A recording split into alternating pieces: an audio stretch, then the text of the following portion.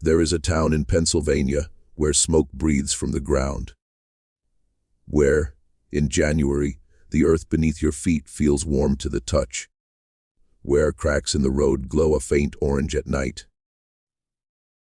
And where the air carries the mineral burn of something ancient. Something consuming itself from within.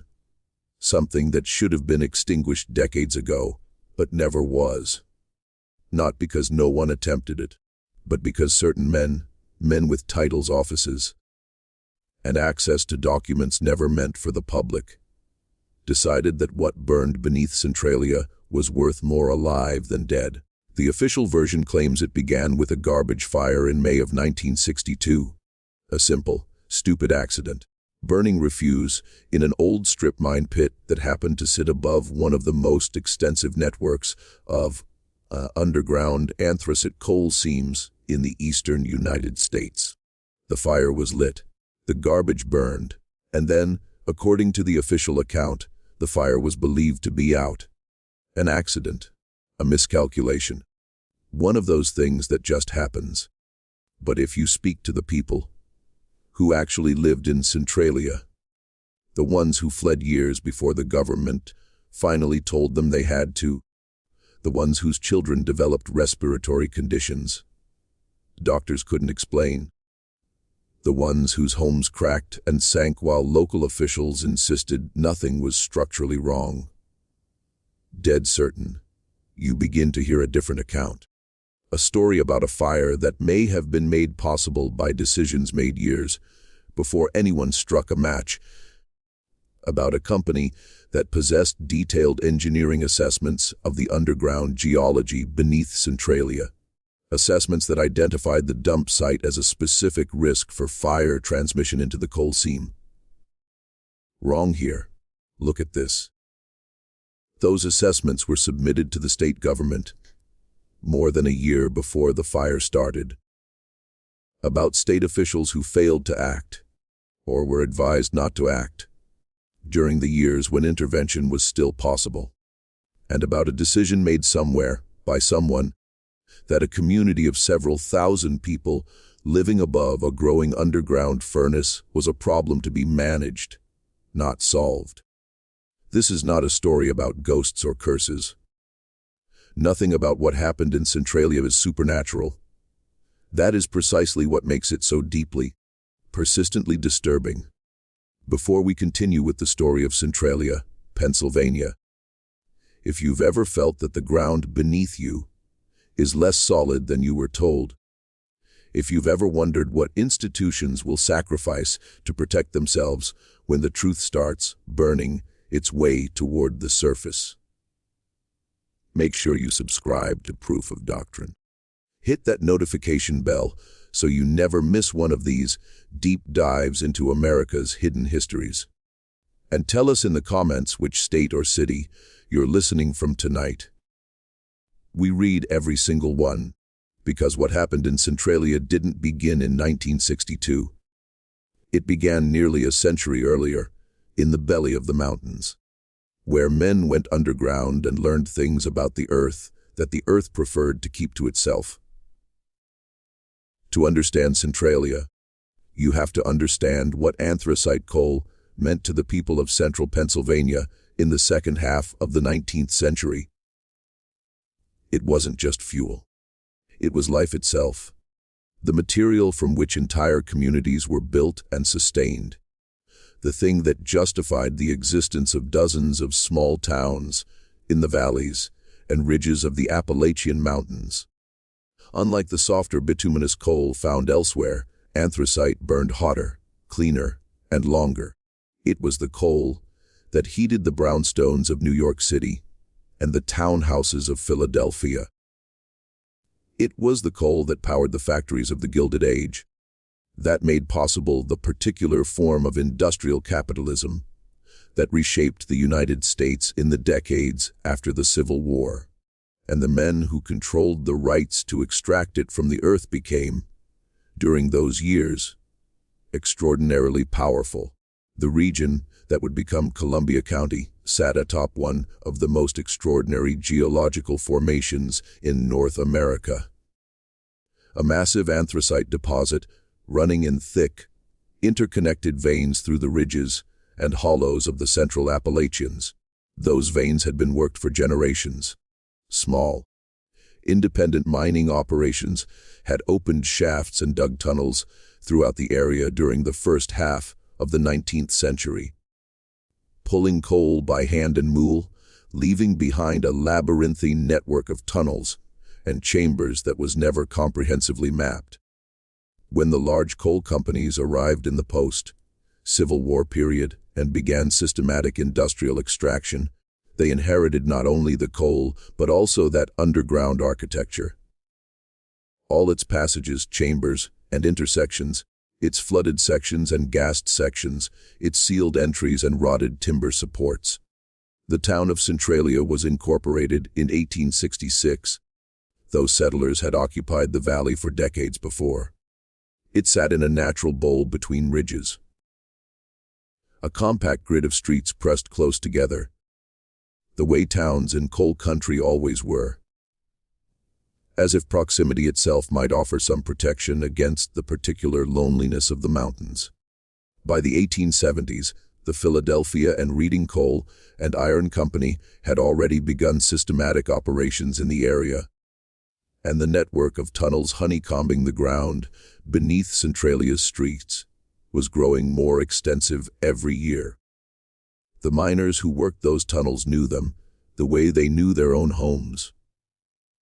Which passages connected to which, where the ceilings were low, where the air went bad in wet weather, which shafts had been abandoned and sealed with nothing more than a few timbers and a rough fill of ash and dirt. The men who worked those mines were largely immigrants: Welsh, Irish, Lithuanian, Polish, Slovak, Italian. They had come to the Pennsylvania coal regions because the companies had recruited them, sending agents to ports of entry with promises of steady wages and company housing. And they had stayed because the coal had swallowed their fathers, their brothers, and their neighbors. And because the coal region was all they knew, they built churches in Centralia. Half a dozen denominations crowded into a town that at its peak held around 2,000 souls. They built a school, a post office, a movie theater, taverns, a lunch counter, a hardware store. They built, in other words, a real community, a place with its own texture and memory, on ground that was never entirely theirs. A miner named Joseph Kudlak, who worked the Locust Run shaft beginning in 1898 until a roof collapse took 2 of his fingers in 1911, kept a journal eventually preserved by his granddaughter and donated to a small historical archive in Bloomsburg. In an entry from the summer of 1903, he wrote something that would read decades later as a kind of unwitting prophecy. The foreman tells us again today to leave the number 7 corridor sealed and to ask no questions about it. He says the gas in there is bad, but I have been at the entrance to that tunnel, and there is no bad air that I can detect. Only old coal and empty dark. And the sense that whatever is wrong in that place, the company already knows what it is and does not intend to share the knowledge. What Kudlak sensed, but lacked the technical vocabulary to fully articulate, was that the geological map of Centralia's underground was more complex and more dangerous than the company had ever disclosed to the miners or the community above. The veins ran not only deep but shallow. In some places, less than 50 feet beneath the town's streets and yards, and those shallow seams connected to deeper ones through the labyrinthine system of old workings left by generations of small-scale extraction. The ground beneath Centralia was, in other words, full of holes, interconnected, partially sealed, partially flooded, partially filled with gases accumulating in confined spaces. A vast subterranean architecture that no single person had ever fully mapped.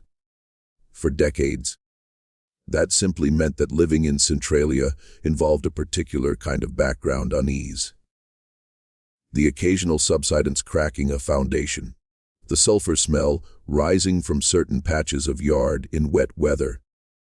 The mine foreman who discouraged questions and kept his own counsel about what he knew of the underground. People adapted. People in coal country had learned, across generations, to adapt to things that would have been considered intolerable elsewhere. That was part of what it meant to live there, a certain toughness, a certain silence about what was simply the condition of one's life. And then, in the spring of 1962, someone lit a match. The official account of what happened on May 27, 1962, is almost deliberately mundane. Members of the Centralia Borough Council authorized the burning of the town's garbage dump, as they had done in previous years without incident. The dump occupied an old strip mine pit at the edge of town on Langdon Street, a shallow excavation used for waste disposal for some time, unremarkable the way municipal dumps in small towns always were. The fire was set. The garbage burned. By all outward appearances, the fire was extinguished after the burning was complete. Muttering, the council members went home. The borough of Centralia proceeded with its ordinary business. Over the following days, workers noticed that sections of the dump were still smoldering. They applied water. They covered smoldering areas with soil. They returned the next day, and the smoldering continued. This wasn't initially treated as unusual. Dump fires sometimes linger, and the standard remedies usually worked within a few days. What no one on the borough council knew, and what the state agency responsible for mine safety almost certainly did know, was that the Langdon Street dump had been constructed in a location posing a specific and documented risk.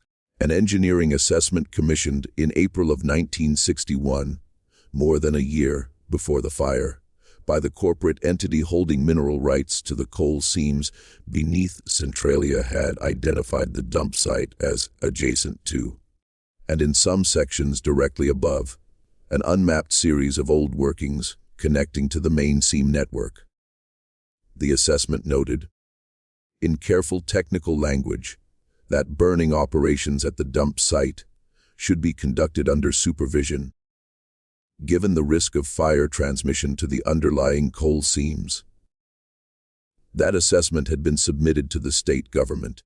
It sat in a filing cabinet somewhere in Harrisburg while the Borough Council voted to burn the dump in May of 1962. Nobody told the Borough Council. Nobody sent a memo, made a phone call, or posted a notice. Nobody pulled the engineering file and said, wait, this location has been identified as a risk, and so the fire found the coal. Not dramatically, not with an explosion or a visible catastrophe demanding immediate response, but slowly, invisibly, the way underground fires always begin. A thin, unmapped seam along the edge of the pit. The fire followed the seam. The seam connected to others. The network of old workings provided passage. The fire moved. Coal seam fires are not like surface fires. They don't roar. They don't produce the visible drama that prompts immediate response. They smolder at temperatures exceeding 1,000 degrees Fahrenheit, while leaving the surface above them looking, to the casual observer, more or less normal. They follow seams wherever the seams lead, through the dark, through old tunnels, through the complex underground geography no surface map fully captures, and they are extraordinarily difficult to extinguish once established in a seam system, particularly when that system is as extensive and poorly mapped as the one beneath Centralia. In the weeks and months following the May fire, the State Department of Mines and Mineral Industries received reports from inspectors who had visited the dump site. The reports noted ongoing subsurface combustion. They noted that standard suppression methods were not producing the expected results. They noted that the fire appeared to be spreading beyond the boundaries of the dump pit, and then, for a period that would later become the subject of considerable scrutiny, The decisive action those reports called for simply did not materialize. The reasons for that inaction bring us to the part of the Centralia story that official histories tend to narrate as bureaucratic inefficiency, interagency coordination failures, budget constraints, the challenges of responding to an unprecedented situation. Those explanations are not entirely wrong. They are simply incomplete. In 1962, the coal industry in Pennsylvania was in a state of managed decline. The great anthracite companies that had dominated the region for decades had largely completed extraction of the most accessible seams and had pivoted to protecting and monetizing what remained of their underground assets. The mineral rights beneath Centralia, the legal ownership of the coal still in the ground, were held by a corporate entity that was itself a successor to one of the original mining companies, now part of a larger energy conglomerate based in Philadelphia. Those rights had value even for coal that was currently inaccessible. In an era of energy uncertainty, the prospect of future extraction from those seams was worth something to the men who held the rights. And the value of those rights was directly affected by what happened on the surface above them.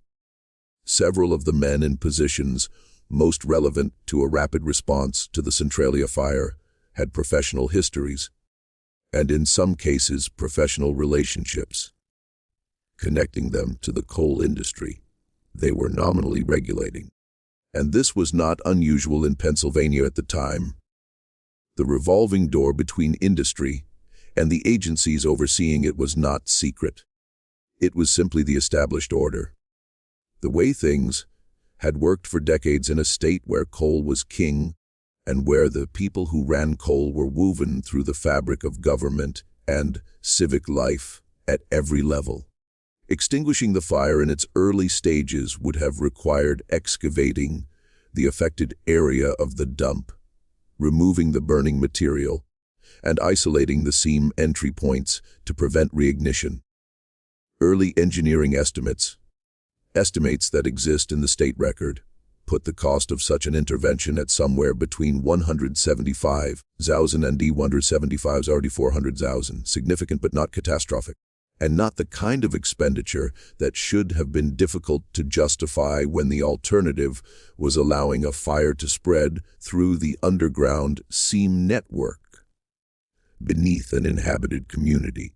The state hesitated. Federal agencies were consulted, a working group was formed, studies were commissioned, more time passed. By 1965, 3 years after the initial fire, the underground combustion had moved well beyond the dump site. Engineers who examined the area for the state that year produced reports using language like significant expansion and continued spread into the township and immediate intervention.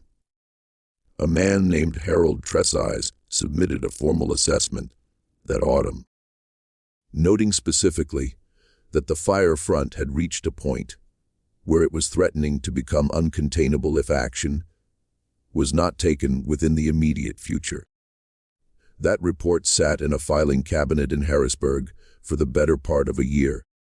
By the time money was actually allocated for a serious suppression attempt, a trenching operation designed to cut off the fire's path, the fire had already moved around and beyond the trench before the work was completed. The first major federal intervention came in 1969. By then, the fire had been burning for 7 years, had spread through multiple seams, and had placed itself in a position where extinguishing it would have required an effort of a scale and cost that neither the state nor the federal government was prepared to commit. What had been a containable local problem in 1962 was by 1969 a catastrophe in slow motion. The surface of Centralia was still intact. The houses were still standing. The school was still open. Children still walked to church on Sunday mornings along streets that, from above, looked more or less as they always had. But below the surface, in the dark, the fire was moving through the seams with the patience of something that had no need to hurry. The people of Centralia did not know the full extent of what was moving beneath them. They would spend the next decade and a half finding out, one frightening discovery at a time. There is a tendency in the retrospective telling of the Centralia story to focus on institutional failures. Documents filed and ignored, reports produced and shelved, agencies that studied while the fire spread. That focus is warranted, but focusing exclusively on it risks losing something equally important: the texture of what it was actually like to live in Centralia during the years between the fire's beginning and the evacuation's end. The answer, in ways that are simultaneously mundane and heartbreaking, is that life in Centralia during those years was recognizable. People went to work. Children went to school. The churches held their services, suppers, and annual fairs. The remaining storefronts stayed open as long as they could. Neighbors visited neighbors. People argued at borough council meetings about exactly the things people argue about at borough council meetings everywhere: road maintenance, budget allocations, the particular frustrations of local governance. All of this continued with varying degrees of normalcy above a fire that was slowly making the ground they stood on uninhabitable. A teacher named Margaret Petrosky, who taught at the Centralia School from 1958 until it was consolidated with a neighboring district in 1982, gave an oral history interview to a researcher from Penn State's Oral History Project in 1989. She described the experience of those years with a precision that has the ring of something carefully thought through over a long time. The strange thing about it was how ordinary most days were. You would come in the morning and teach, and the children would be there, and you would go home. And then sometimes something would happen that reminded you. A crack in the road outside that hadn't been there the week before. Or the smell in the lower hallway that we couldn't get rid of no matter what we did. Or one of the children coming in and telling you that their mother had been sick again. And you would think, how is this ordinary? How have we made this ordinary? But we did. People do. What Petrosky described, that accommodation of the extraordinary within the framework of the ordinary, is one of the documented psychological responses to chronic environmental threat. When people who cannot immediately remove themselves from a dangerous situation develop a form of normalization that allows daily life to continue. It is not denial exactly. The residents of Centralia were not, by any documented account, unaware of the fire. They were acutely aware of it, but awareness without the ability to act eventually settles into a kind of background hum. And so daily life continued because it had to. Because the alternative was paralysis. Because the children still needed to be fed. The bills still needed to be paid. And the furnace still needed to be coaxed into life on February mornings. Even if that furnace sat in a basement, noticeably warmer than it should have been. And the social life of the town during those years had a quality survivors describe with remarkable consistency. A heightened intensity of community connection, alongside a growing awareness of impermanence. People came together in the churches, the remaining taverns, and each other's kitchens with an awareness, often unspoken, that what they were maintaining together was fragile in ways that communities built on solid ground did not have to confront in the same way. Birthday parties, baptisms, and Sunday dinners took on additional weight. Arguments about small things, the kind that fill any community's life. The minor irritations and disagreements that normally resolve and are forgotten, had a different quality in Centralia during those years, because everyone involved understood at some level that the community they were arguing within might not be there in the same form much longer. Father Bernard Cherney, who served as pastor of one of Centralia's Catholic parishes from 1971 through the final years of the evacuation, described his experience in a memoir published privately and available in the Bloomsburg Historical Collection. He wrote, "I have been present at a great many deathbeds in my ministry, and I recognize now that what I was witnessing in Centralia during those years was something structurally similar. The particular quality of time that belongs to a life that knows it is ending, where each ordinary moment carries a weight it wouldn't have in circumstances of apparent permanence. People in Centralia during those years loved their community with an unusual fierceness and fought for it with an unusual tenacity. And when they finally had to leave, the grief was of a kind I had not encountered before. Not the grief of bereavement, but the grief of a community that had been deprived of the future it should have had." By the mid-1970s, Centralia had already begun to change in ways difficult to quantify, but impossible to miss for anyone who had known the town before. The population was declining steadily, the way of a community that has begun to sense something wrong without being able to name it precisely. Young people left after high school and didn't come back. Families who could afford to move quietly did. The storefronts on Center Street emptied one by one. The hardware store closed. The movie house closed. The lunch counter contracted its hours and then its ambitions. The fire made itself known in different ways in different parts of town. In some yards, the grass had died in patches, brown ovals in otherwise green lawns. The soil beneath them warmed to the touch in December when the ground should have been frozen hard. In some basements, a smell collected in corners and along floor joists. Sulfurous mineral, the smell of something old burning deep underground. Carbon monoxide, colorless and scentless, accumulated in enclosed spaces at concentrations that gave people headaches, slowed their thinking, and made the air feel thick and wrong in ways hard to articulate to someone who hadn't experienced it. In at least a handful of cases that exist in the documentary record, people lost consciousness in their own homes. A physician named Dr. Raymond Selecki, who had grown up in a neighboring town and maintained a practice serving the coal region community for years, began noticing patterns among his Centralia patients in the early 1970s that troubled him deeply. He documented elevated rates of respiratory illness among residents of certain blocks.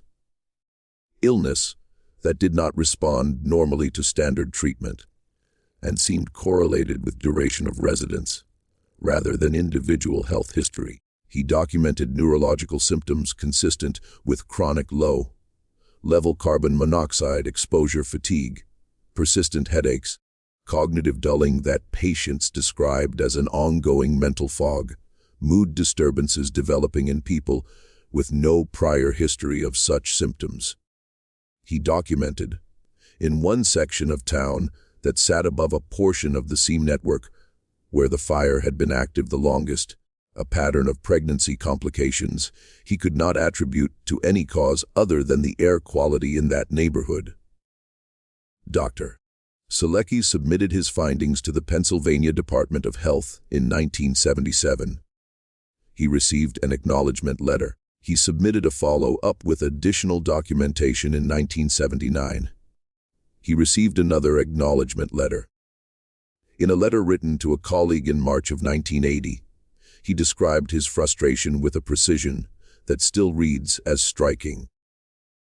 "I have come to understand that the people of this community are, in the calculus of whoever is making these decisions, an acceptable loss. Not in any policy document, nothing written explicitly, but in the pattern of what happens to every request for action. It is studied.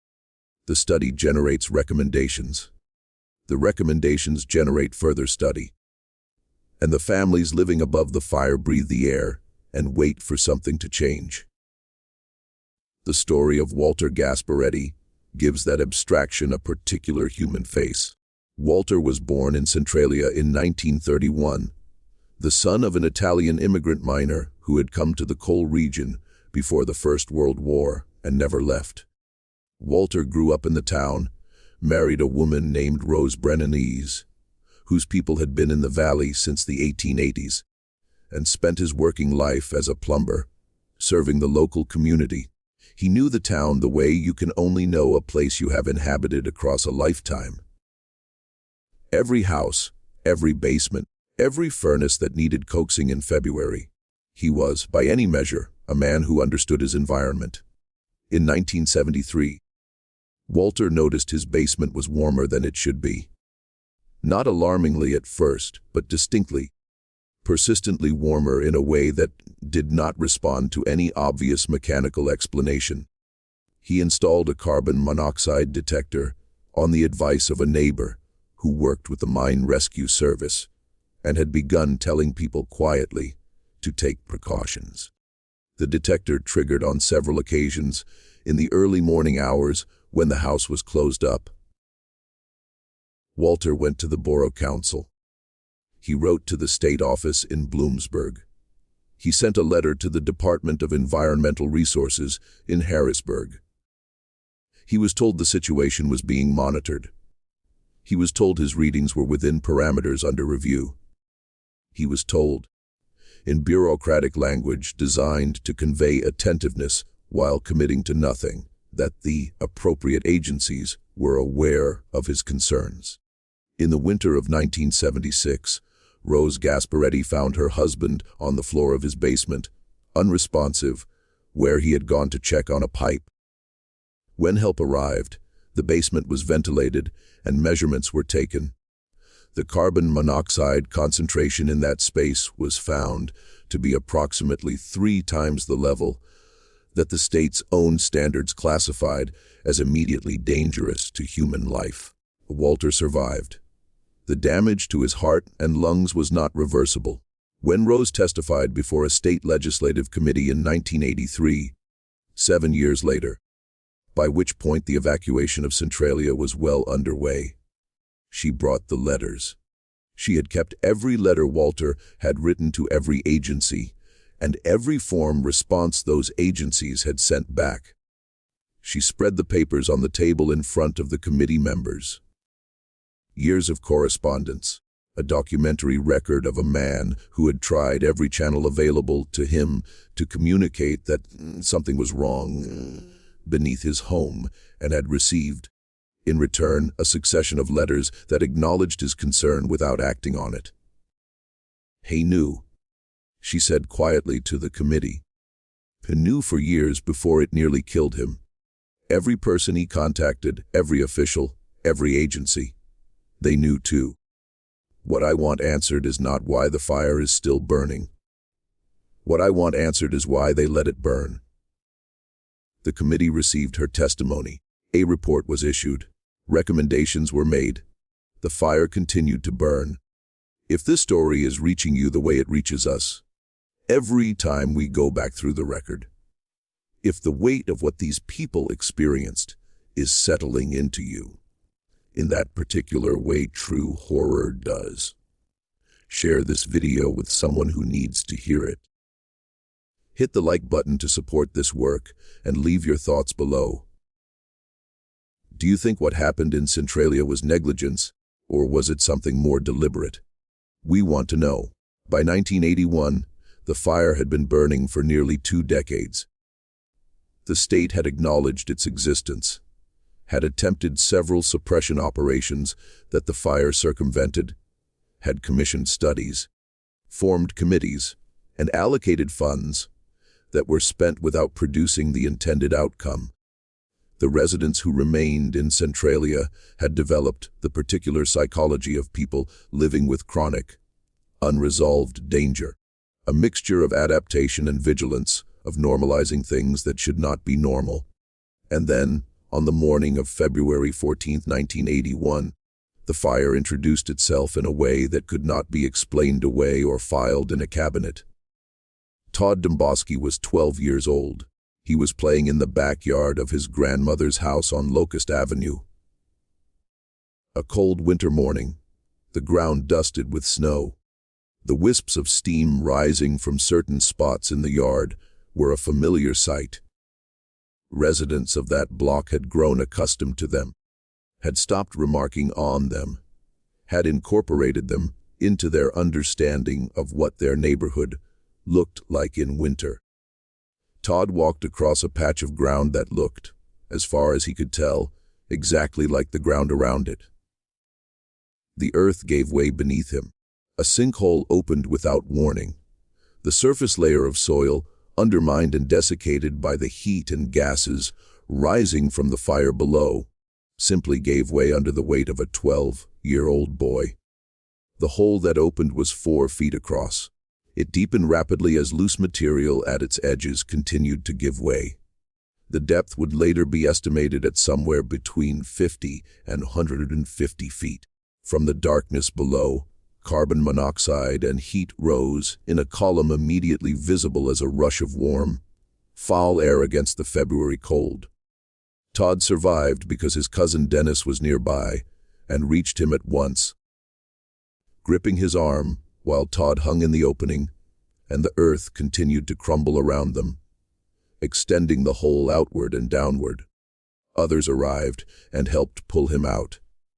The exposure to the gases rising from the seam below was significant enough to require medical attention. If he had been alone, if his cousin had not been close enough, if the hole had been another foot wider, when Dennis grabbed for him, he would have died. The carbon monoxide levels in the gases rising from below were, as measured shortly after the incident, at concentrations that would render a person unconscious within minutes and dead within a quarter hour. The photographs of the hole circulated nationally. The image was stark and undeniable. A gap in an ordinary backyard. Steam rising from the darkness below, the edge of a snow-dusted lawn crumbling at the rim. Congressional representatives demanded briefings. Journalists who had been covering the Centralia story for years finally had a picture requiring no explanation. A 12-year-old boy had nearly disappeared into the burning ground on Valentine's Day, and this particular photograph was one institutions could not produce a study group to manage. The evacuation process, which would unfold over the following decade, was set in motion by a 12-year-old boy who went outside to play on a winter morning and found the ground where he stood was not what it appeared to be. This is one of the precise, specific ironies of the Centralia story. The moment of maximum visibility was also the most personal, the most human, the hardest to abstract. Not a graph of underground temperatures, not an engineering assessment. A child, a hole, a cousin close enough to grab his arm. In the spring of 1997, a doctoral candidate at Penn State working on a dissertation about mid-century coal industry regulation made a discovery in the state archives in Harrisburg that stopped him cold. His name was Michael Fury. He was researching the regulatory framework governing strip mining in the post-war period and had been working through a large, imperfectly organized collection of files from the Department of Mines and Mineral Industries, the predecessor agency to the Department of Environmental Resources. The collection covered decades of regulatory activity and had not been systematically reviewed since its original deposit in the archive. Near the back of one filing cabinet, misfiled under a heading for Schuylkill County, rather than Columbia County, Fury found a folder containing documents dated 1961 and 1962. Engineering assessments prepared by a consulting firm working for the corporate entity that held mineral rights to the coal seams beneath Centralia. Detailed, technical, precise. They described the underground geology of the area with a thoroughness that made clear the commissioning company had invested serious resources in understanding what lay beneath the town. One section of those assessments addressed the Langdon Street dump site specifically. The language was hedged. The language of engineers producing a document that might someday be reviewed by lawyers. But the substance was unmistakable. The dump occupied a former strip mine pit. That pit was adjacent to, and in several places directly above, a series of old workings connecting to the main seam network beneath the township. Any burning operations at this site should be conducted with specific precautions and under qualified supervision, given the risk of fire transmission to the underlying coal formations. The assessment was dated April 1961, more than a year before the fire. Fury sat in the archive reading room for a long time after he understood what he was looking at. He read through the documents again. He identified the state agency filing code on the folder, which indicated it had been received and logged by the Department of Mines and Mineral Industries. Received, logged, filed, and then, apparently, never acted upon in any way that prevented the Borough Council from authorizing the burning of that same dump site 14 months later. The Borough Council had no access to mineral rights assessments submitted to the state agency.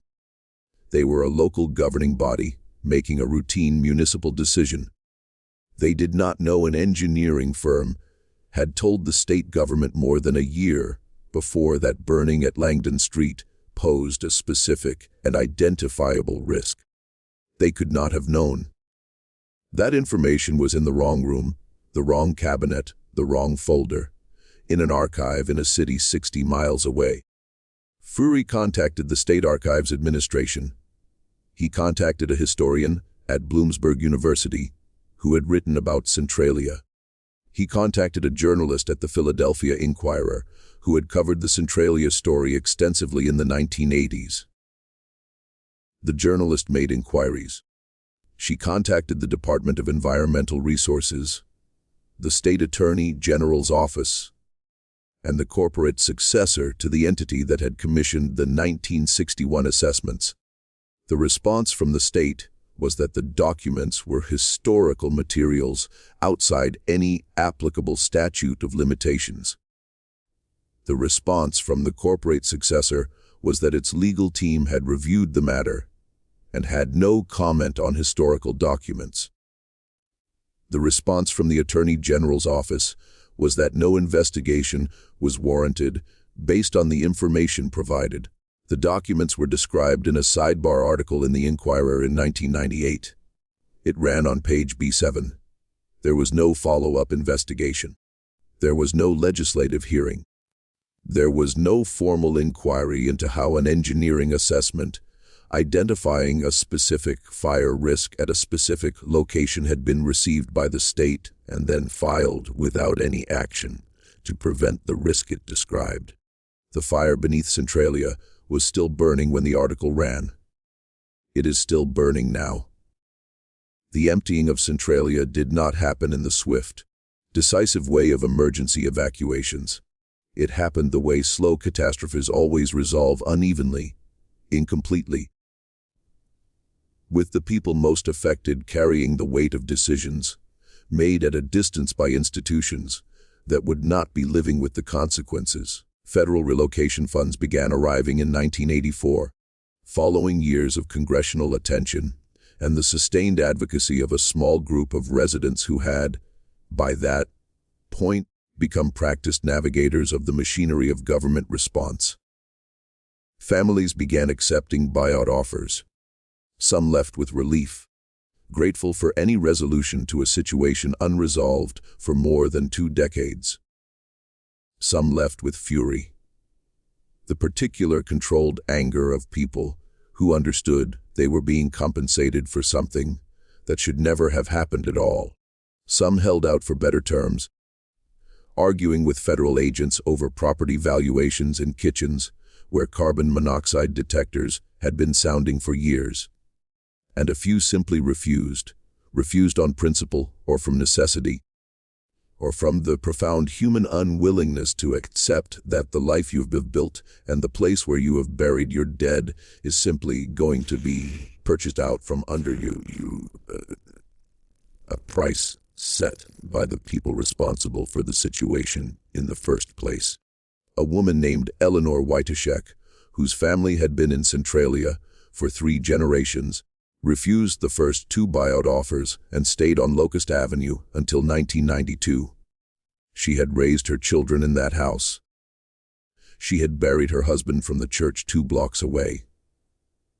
She had worked for decades at the lunch counter that closed when the grocery store closed, when the hardware store closed. She knew the town in the intimate, accumulated way only long habitation makes possible. In an interview given to a Bloomsburg newspaper, shortly before she finally accepted relocation, she said, "They keep telling us the town is finished. But who decided that? Who decided when we were done? It wasn't us. We didn't decide to have the dump where it was. We didn't decide how the state responded. We didn't decide any of this. We were just here. And now they want to pay us for what was ours and call it settled." Her words contained something that went beyond personal grievance, because she was right in a precise and documentable way. The people of Centralia had not decided to build a garbage dump on ground above unmapped mine workings.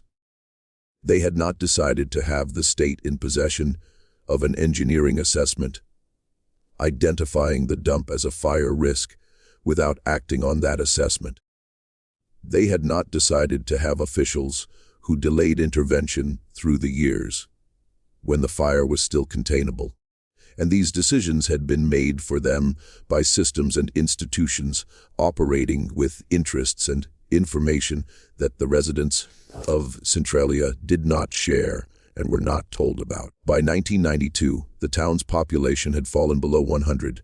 By 2000, it was fewer than 20. The zip code 77927 was discontinued by the United States Postal Service in 2002, a bureaucratic confirmation that the town, for official purposes, no longer existed. The street signs were removed. The roads that had served the departed neighborhoods were torn up. The property acquired through eminent domain was left to whatever process of slow reclamation the vegetation, the elements, and the heat rising from below would perform upon it. The church where Father Cherney had ministered through the years of crisis, St. Ignatius on Wood Street, was one of the last structures to be demolished. The former congregation, scattered across multiple communities in the region, had maintained a connection to the building long after most of its members had left Centralia. When demolition finally came, there were people who drove hours to be present, to stand on the sidewalk outside the building where they had been baptized, confirmed, married, and where they had buried their dead, and watch it come down. The ground beneath them, even then, was warm. Just when we thought we understood the full picture of what happened in Centralia, just when the scale of the loss seemed fully established, new questions began to surface about what the fire was still doing, and what some people may have always wanted it to do. There is a question that runs beneath every account of Centralia, beneath the official histories, journalistic investigations, and academic analysis, beneath all the documents reviewed and testimonies recorded. It is a question none of the official investigations has ever fully answered.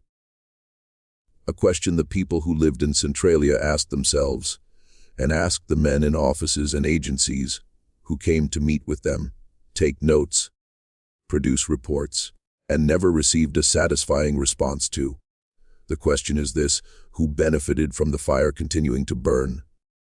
To answer it, you have to think about the underground in a different way than the official story encourages. The coal seams beneath Centralia still contained substantial deposits of anthracite at the time the fire started in 1962. The most accessible seams had been worked, but deeper and more extensive deposits remained, left in place by the technology and economics of mid-century extraction. Those deposits, the mineral rights to that coal, were held by corporate entities that were, by the early 1960s, subsidiaries of larger energy conglomerates. The value of those rights was real, even for coal currently inaccessible. In an era when energy economics were volatile and the future of coal uncertain, but not foreclosed, the holders of mineral rights, beneath an inhabited community, sat on an asset whose development was complicated by the presence of the people living above it. You cannot strip mine beneath a community. You cannot excavate shallow seams beneath a residential neighborhood without relocating the residents above them. The legal and political obstacles to large-scale surface disruption of an inhabited area are enormous eminent domain proceedings, community opposition, media attention, the full weight of a community's claim to the ground it has occupied for generations. These obstacles are not insurmountable, but they are costly. They take time, they generate scrutiny. They produce the kind of public conflict companies and the officials connected to them prefer to avoid. But a fire changes the calculus. A fire that makes the surface uninhabitable, that causes the government to declare the ground above the coal too dangerous for human presence, to buy out the residents, demolish the structures, and retire the zip code. A fire that does all of that removes the obstacles. It clears the surface.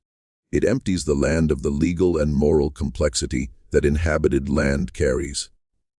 It transforms a town into a depopulated zone, where the only remaining question is the industrial one. No document has ever surfaced explicitly stating that the fire was permitted or encouraged to spread as a strategy for clearing the surface above a coal deposit. The historical record does not support a claim of deliberate arson or conscious conspiracy to this specific effect.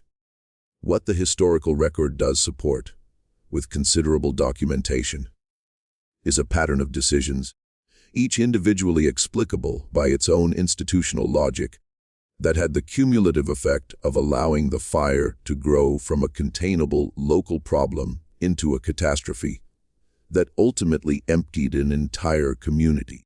The 1961 engineering assessment filed and ignored the years of delayed intervention, during which the fire moved from the dump site into the seam network.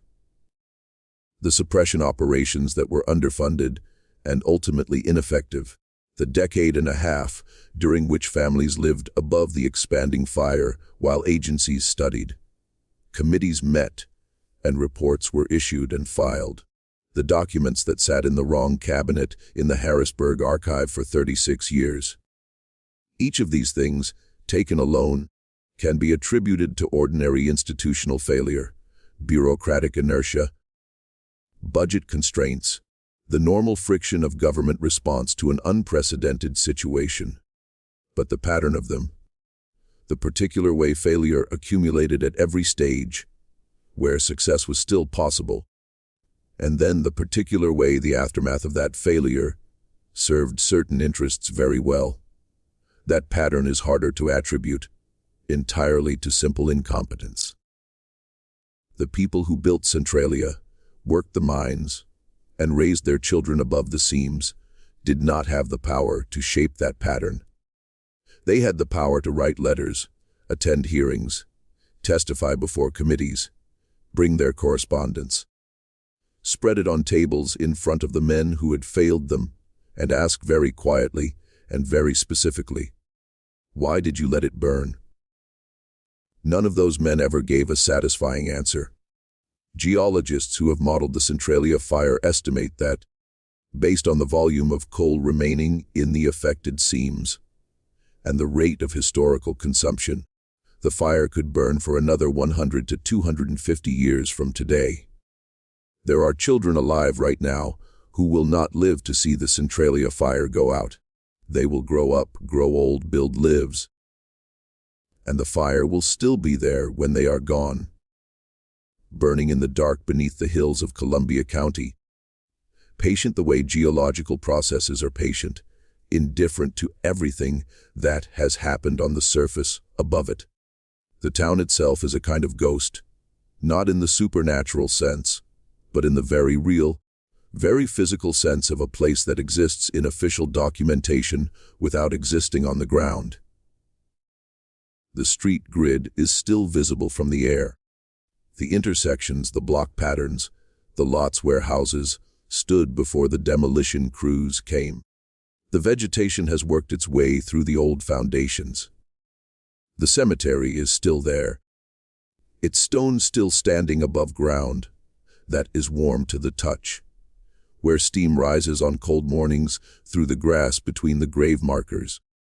A small number of people, fewer than 10 by the most recent available counts, remain. They live under an agreement with the state. They may stay in their homes for the duration of their lives, after which the properties revert to Commonwealth ownership.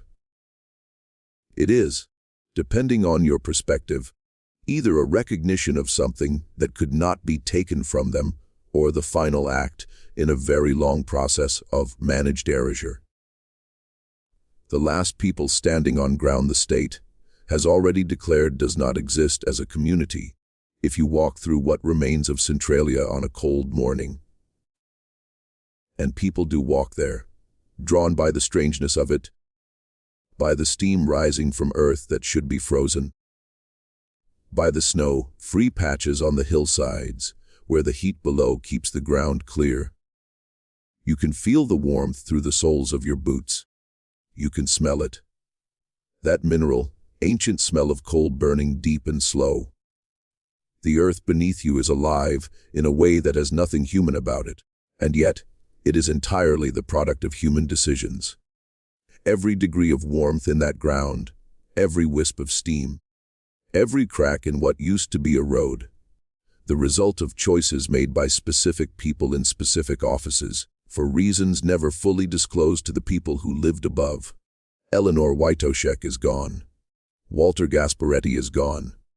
Dr. Raymond Selecki is gone. Harold Tresize, who filed the 1965 report that sat in a cabinet for a year, is almost certainly gone. The men who received the 1961 engineering assessment and did nothing with it are gone. The lawyers who reviewed the liability exposure and advised their clients accordingly are gone. The fire remains. And somewhere in the archives of the Commonwealth, in collections no dissertation student has yet happened to look through, in files correctly filed and therefore attracting no special attention, and in boxes sealed when certain departments were reorganized and not opened since. There may be documents that would tell us more precisely what was known and when and what was decided. Documents that would put names, dates, and institutional affiliations to the pattern of decisions that turned a garbage fire into a 60-year catastrophe. We don't have those documents. We have what the record has given us. The 1961 assessment, the delayed suppression attempts, the letters Walter Gasparetti sent, and the form responses he received. Rose Gasparetti's testimony, and the pile of correspondence she laid on the table before the Legislative Committee. The sidebar on page B7 of the Philadelphia Inquirer. The children who grew up breathing the air of a town burning from below, whose health history was documented by a physician who could not get the state to investigate his findings. We have the ground itself, warm in January, steaming in winter cold, cracked in ways that tell the story of what burns below, indifferent to every administrative decision made above it. This is what Centralia shows us, that the most consequential disasters are rarely simple. They are the product of accumulated decisions made by systems that rarely face consequences for their choices, affecting communities that had no say in the decisions that shaped their fate. The fire in Centralia is geological now, beyond human intervention at any reasonable scale. But the fire's history is human, thoroughly and specifically human, and the record of it has never been fully reckoned with. What do you think? Do you believe the full truth of what happened in Centralia has ever been told? Do you think the people who made those decisions, the ones who received that assessment in 1961 and filed it, The ones who read Tresize's 1965 report and sat on it for a year. The ones who received Walter Gasparetti's letters and sent form responses. Do you think any of them understood, in those moments, what they were setting in motion? Leave your comment below. We read every one, and your thoughts genuinely shape where we take these stories next. If this kind of deep historical investigation is what you came to this channel for, the stories institutions prefer to leave buried. Subscribe to Proof of Doctrine. Hit the notification bell and share this video with someone who needs to hear it. The next story is already waiting, and the ground beneath it, as always, is warmer than it should be.